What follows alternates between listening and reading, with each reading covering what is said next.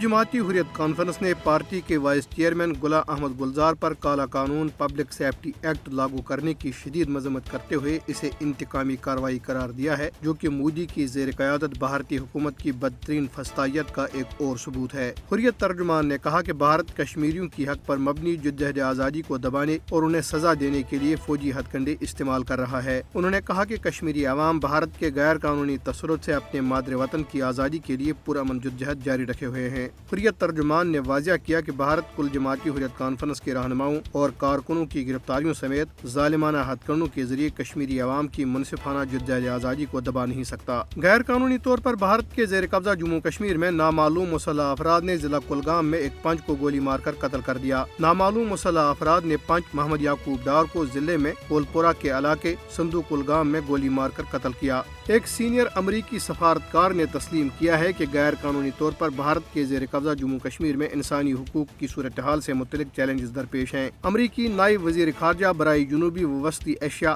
Donald لو نے یہ بات بدھ کو انڈیا امریکہ تعلقات کے بارے میں ایک سماعت کے دوران جنوبی و وسطی ایشیا اور انسدادی دہشت گردی سے متعلق امریکی سینٹ کی خارجہ تعلقات کی سب کمیٹی کے ارکان کو بریفنگ دیتے ہوئے بتائی۔ اگرچہ ڈونالڈ لو نے بریفنگ کے دوران مقبوضہ کشمیر میں مودی کی فسطائی بھارتی حکومت کے انسانیت سوز اور سفاکانہ اقدامات کو نظر انداز کیا، تاہم انہوں نے کہا کہ جموں کشمیر میں قانون ساز اسمبلی کے انتخابات منعقد نہیں کرائے گئے اور صحافیوں کو آزادانہ نقل و حرکت کی اجازت نہیں ہے، جبکہ وادی کشمیر میں بعض ممتاز صحافیوں کو گرفتار کیا گیا ہے۔ امریکی نائب وزیر خارجہ نے کہا کہ امریکہ توقع رکھتا ہے کہ تمام کشمیریوں کو عزت اور وقار کے ساتھ زندہ رہنے کا حق حاصل ہو اور ان کی سلامتی کا تحفظ کیا جائے۔ 3 مارچ 2009 لاہور میں شری لنکن کرکٹ ٹیم پر دہشت گردوں جنہیں بھارتی خفیہ ایجنسی را کی مالی سرپرستی حاصل تھی کے جان لیوا حملے اور 2016 میں پاکستان میں دہشت گردی کے ماسٹر مائنڈ بھارتی جاسوس کلبھوشن یادو کی گرفتاری کی تلخ یاد دہانی کا دن ہے۔ دلچسپ امر یہ ہے کہ دونوں واقعات میں براہ راست بھارت ملوث ہے، جن کا مقصد پاکستان کو عالمی سطح پر بدنام کرنا تھا۔ شری لنکن کرکٹ ٹیم پر بھارتی ایجنٹوں نے 3 مارچ 2009 کو لاہور میں دہشت گرد حملہ کیا تھا، جس کا مقصد عالمی سطح پر پاکستان کو کھیلوں کے مقابلے کے انعقاد کے لیے پاکستان کو خطرناک ملک ثابت کرنا تھا۔